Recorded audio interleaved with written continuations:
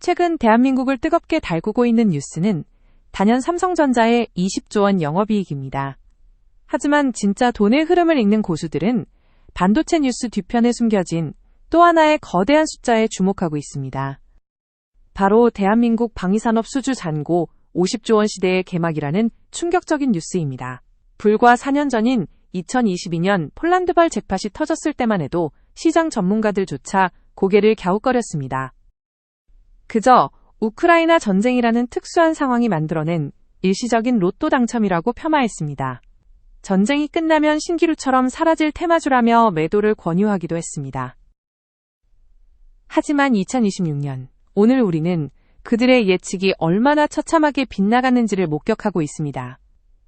전쟁은 아직 끝나지 않았고 전 세계의 안보 불안은 오히려 전염병처럼 번져나갔으며 그 혼란의 중심에서 대한민국은 자유진영의 유일한 무기고이자 대체 불가능한 안보 파트너로 우뚝 섰습니다. 오늘 저는 단순히 탱크 몇 대 팔고 자주포 몇 문 파는 차원의 이야기를 하려는 것이 아닙니다. 이 50조 원이라는 숫자가 품고 있는 진짜 의미를 뼛속까지 파헤쳐드리려 합니다. 이것은 단순한 무기 수출 실적이 아니라 2차 세계대전 이후 미국이 독점해온 글로벌 안보 패권의 지도가 어떻게 바뀌고 있는지, 그리고 그 틈새를 대한민국이 어떻게 파고들어 거대한 부를 창출하고 있는지에 대한 지정학적 보고서입니다. 지금부터 제가 들려드릴 이야기는 여러분이 뉴스에서 보던 겉핥기식 보도가 아닙니다. 기관 투자자들의 비공개 리포트에서나 볼 법한 방위산업의 적나라한 현실과 미래 가치에 대한 심층 분석입니다. 가장 먼저 우리가 깨부수어야 할 고정관념은 바로 가성비라는 단어입니다. 아직도 한국 무기가 가격은 싼데 성능은 그럭저럭 쓸만해서 잘 팔린다고 생각하십니까? 천만의 말씀입니다. 지금 한국산 무기를 사가는 나라들의 면면을 보십시오. 호주와 영국 그리고 사우디아라비아와 심지어 미국까지 한국의 문을 두드리고 있습니다. 이들이 돈이 없어서 소위 말하는 저가형 무기를 찾을까요? 절대 아닙니다. 그들이 한국을 선택하는 진짜 이유는 납기 준수 능력과 압도적인 제조 역량, 그리고 정치적 무색무취라는 세 가지 절대 조건 때문입니다. 유럽의 방산강국이라 불리던 독일을 예로 들어보겠습니다. 지금 독일 방산기업에 최신형 전차를 주문하면 인도받는데 빨라야 5년이 걸립니다. 평화로운 시기라면 기다릴 수 있겠지만 당장 국경에서 총성이 들리는 국가들에게 5년은 나라가 망하고도 남을 시간입니다. 프랑스는 무기를 팔면서 온갖 인권 문제와 정치적 요구 조건을 내겁니다. 미국은 성능은 세계 최고지만 가격이 천문학적이고 의회의 수출 승인을 받는 데만 1년이 넘게 걸리는 고비용 저효율 구조에 빠져 있습니다. 하지만 대한민국은 다릅니다. 계약서에 도장을 찍는 순간 창원과 거제의 공장은 24시간 풀가동 체제로 전환됩니다. 마치 반도체를 찍어내듯 전차와 자주포를 조립해 불과 6개월 만에 항구에 실어보냅니다. 이 미친 속도와 실행력, 전시 상황에 준하는 긴박함을 가진 국가들이 선택할 수 있는 대안은 지구상의 대한민국밖에 없습니다. 이것은 단순한 제조업의 승리가 아닙니다. 지난 30년간 서구 선진국들이 평화에 취해 제조업을 등한시하고 금융 노름에 빠져 있을 때 대한민국은 묵묵히 쇠를 깎고 배를 만들며 극한의 제조 효율성을 갈고 닦아온 결과입니다. 안보가 곧 제조업이라는 2026년에 새로운 진리를 증명한 것입니다. 하지만 여기서 만족하면 하수입니다.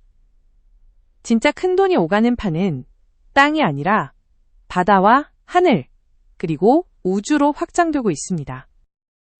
특히 제가 오늘 여러분께 가장 강력하게 강조하고 싶은 부분은 바로 미 해군의 몰락과 한국 조선업의 기회입니다. 여러분은 지금 미 해군이 처한 처참한 현실을 알고 계십니까? 세계 최강이라는 미 해군의 함정들이 고장이 나도 수리를 못해서 항구에 묶여 녹슬어가고 있습니다. 미국 내 조선소들이 대부분 문을 닫아서 배를 고칠 도쿠도 없고 용접할 기술자도 사라졌기 때문입니다. 중국의 일련의 구축함을 수십 척씩 찍어내며 태평양의 패권을 위협하는데 미국은 자기 배도 못 고쳐서 발을 동동 구르는 상황. 이것은 미국 안보의 치명적인 구멍이자 아킬레스건입니다. 이 구멍을 메워줄 수 있는 유일한 나라가 어디입니까? 일본도 아니고 유럽도 아닙니다. 바로 한국입니다. 한화오션과 HD현대중공업이 미 해군 함정의 MRO, 즉 유지보수 정비 사업을 따낸 것은 단순한 수주 뉴스가 아닙니다. 이것은 한국조선소가 미국의 군사공급망 안으로 공식적으로 편입되었다는 역사적인 사건입니다. MRO 사업은 한 번 배를 팔고 끝나는 일회성 거래가 아닙니다. 배가 수명을 다할 때까지 수십 년간 부품을 갈아주고 수리해주고 업그레이드해주는 그야말로 마르지 않는 현금 인출기입니다. 자동차를 팔아서 남기는 이익보다 정비소에서 평생 벌어들이는 돈이 더 짭짤한 것과 같은 이치입니다. 미국은 이제 한국 없이는 태평양을 지킬 수 없습니다. 이 거대한 상호 의존 관계가 형성된 이상 한국 방산과 조선의 주가는 과거의 제조업 밸류에이션 잣대로 평가할 수 없는 안보 필수제의 영역으로 진입한 것입니다. 시선을 더 높여 하늘과 우주로 돌려보겠습니다. 여기서 등장하는 핵심 키워드가 바로 멈티입니다. 맨드, 언맨드 티밍, 즉 유인기와 무인기가 팀을 이뤄 싸우는 미래 공중전의 핵심 개념입니다. 한국항공우 주산업, 즉 카이가 만드는 KF-21 전투기가 왜 그토록 중요한지 아십니까? 단순히 우리 손으로 만든 전투기라서 국뽕에 취해 열광하는 것이 아닙니다. 이 전투기는 처음부터 국산 무인 스텔스 드론과 함께 작전을 수행하도록 설계된 최초의 플랫폼 중 하나입니다. 조종사가 탄 전투기 한 대가 이륙하면 그 주변을 AI가 조종하는 무인기 서너 대가 호위하며 먼저 적진에 들어가 정찰하고 미끼가 되고 필요하면 자폭 공격까지 감행합니다. 조종사의 생존율을 극대화하면서 작전 효율을 높이는 이 시스템은 영화 속 이야기가 아닙니다. 2026년 현재 개발이 막바지에 이르러 실전 배치를 눈앞에 두고 있는 현실입니다. 이 시스템을 완성하려면 무엇이 가장 필요할까요?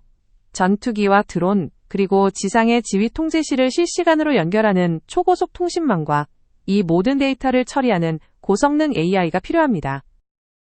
그래서 방산은 이제 더 이상 쇳덩이를 다루는 기계산업이 아니라 최첨단 IT 산업이자 우주산업이 되는 것입니다. 한화시스템이나 LIGNX1이 위성을 쏘아 올리고 통신 시스템에 사활을 거는 이유가 바로 여기에 있습니다. 탱크 파는 회사가 아니라 전장의 신경망을 파는 회사로 진화하고 있는 것입니다. 해외 바이어들은 이제 탱크 따로 통신 장비 따로 사지 않습니다. 이 모든 것이 유기적으로 연결된 패키지 솔루션을 원합니다. 위성으로 적을 감지하고 AI가 분석하여 드론으로 타격한 뒤 지상군이 진입하는 이 완벽한 시나리오를 턴키로 제공할 수 있는 나라는 미국을 제외하면 한국이 유일합니다. 또한 우리는 기후플레이션과 에너지 안보가 방산과 만나는 지점도 놓치지 말아야 합니다. 중동의 오일머니가 왜 한국 무기에 꽂혔을까요? 사우디아라비아와 UAE는 석유 이후의 시대를 준비하며 국가 인프라를 지킬 강력한 방어 체계가 절실합니다. 하지만 미국 무기는 너무 비싸고 구매 조건이 까다롭습니다. 중국 무기는 성능을 신뢰할 수 없습니다. 러시아 무기는 전쟁으로 인해 수입길이 막혔습니다. 남은 선택지는 오직 한국뿐입니다. 그들은 한국에 단순히 무기만 달라고 하지 않습니다. 현지에 공장을 지어주고 기술을 이전해달라고 요구합니다. 선진국들은 기술 유출을 우려해 이런 요구를 거절하지만 한국은 과감하게 현지 생산을 약속합니다. 이것이 바로 K방산만의 현지화 전략입니다. 단순히 물건을 파는 게 아니라 그 나라의 국방산업 생태계를 같이 만들어주는 진정한 파트너십. 이 전략이 중동과 동유럽의 마음을 사로잡았습니다. 이로 인해 2026년 이후에는 무기 수출 대금이 들어오는 것을 넘어 로열티 수입과 부품 공급 수익이 지속적으로 발생하는 구조적 성장이 일어날 것입니다. 우주산업 이야기를 조금 더 깊게 해보겠습니다. 많은 분들이 한국의 우주 기술을 과소평가합니다. 하지만 한국은 독자적인 발사체 누리호를 보유하고 있고 고체 연료 발사체 기술까지 확보한 세계 7대 우주 강국입니다. 이 기술이 방산과 결합하면 어떤 일이 벌어질까요? 바로 킬체인의 완성을 의미합니다. 적의 미사일 발사 징후를 우리의 정찰 위성으로 먼저 포착하고 우리의 미사일 방어 체계로 요격한 뒤 우리의 미사일로 원점을 타격하는 시스템. 이 모든 과정을 남의 나라 위성을 빌리지 않고 우리 기술로만 수행할 수 있다는 것은 자주국방의 완성이자 수출 시장에서의 강력한 세일즈 포인트가 됩니다. 이제 해외 국가들은 한국의 미사일만 사는 것이 아니라 그 미사일을 운용하기 위한 위성 서비스까지 세트로 구매하게 될 것입니다. 이것이 바로 방산 기업들이 우주로 나가는 진짜 이유입니다. 물론 장밋빛 전망만 있는 것은 아닙니다. 가장 큰 리스크는 역설적이게도 평화일 수 있습니다. 우크라이나 전쟁이 종식되거나 미중 갈등이 극적으로 완화되면 신규 수주는 일시적으로 줄어들 수 있습니다. 하지만 여러분, 냉정하게 현실을 직시하십시오. 2026년의 세계는 평화롭다고 해서 무기를 버리는 시대가 아닙니다. 오히려 힘에 의한 평화가 상식이 된 시대입니다. 독일과 일본이 재무장을 선언했고 중동은 여전히 화약고이며 대만 해협의 파고는 언제든 높아질 수 있습니다. 각국은 전쟁이 끝나도 비워진 무기고를 다시 채워야 합니다. 현대전에서 소모된 미사일 재고를 다시 채워 넣는 데만 최소 10년이 걸린다는 분석이 나옵니다. 즉, 방산의 호황은 1에서 2년짜리 단기적인 이슈가 아니라 앞으로 10년 이상 지속될 장기적인 슈퍼사이클이라는 뜻입니다. 이제 결론을 내리겠습니다. 2026년 대한민국 방위산업의 50조 원 수출 시대. 이것을 단순히 기업들의 돈벌이로만 보지 마십시오. 이것은 대한민국이 안보 소비국에서 안보 생산국으로 전환되었음을 알리는 신호탄입니다. 우리는 더 이상 미국의 보호만을 바라는 약소국이 아니라 미국의 군사력을 떠받치고 자유진영의 무기고를 담당하는 핵심 파트너가 되었습니다. 이 위상의 변화는 경제적 이익을 넘어 외교적 협상력으로 그리고 다시 국가 브랜드 가치 상승으로 이어지는 선순환을 만들 것입니다. 투자자의 관점에서도 마찬가지입니다. 반도체가 우리 경제의 두뇌라면 방산은 이제 척추가 되었습니다. 두뇌는 컨디션에 따라 좋을 때도 있고 나쁠 때도 있지만 척추가 무너지면 사람은 설 수 없습니다. 세계가 불안해질수록 더욱 단단해지는 산업, 불황에도 꺾이지 않는 확정된 미래 수익. 이것이 여러분이 2026년 방산주를 포트폴리오의 가장 든든한 방패로 삼아야 하는 이유입니다.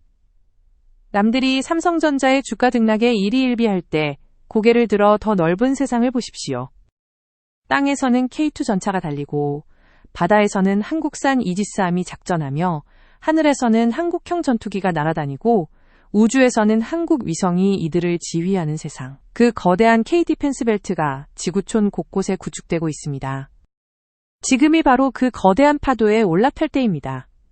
눈앞의 숫자에 현혹되지 말고 숫자 뒤에 숨겨진 시대의 흐름을 읽으십시오. 그 흐름 속에 여러분의 부를 증식시킬 기회가 숨어 있습니다. 오늘의 심층 분석이 여러분의 통찰력에 강력한 미사일 한 방이 되었기를 바랍니다. 다음 시간에도 더 날카롭고 더 깊이 있는 분석으로 찾아뵙겠습니다. 지금까지 폭설튜브였습니다.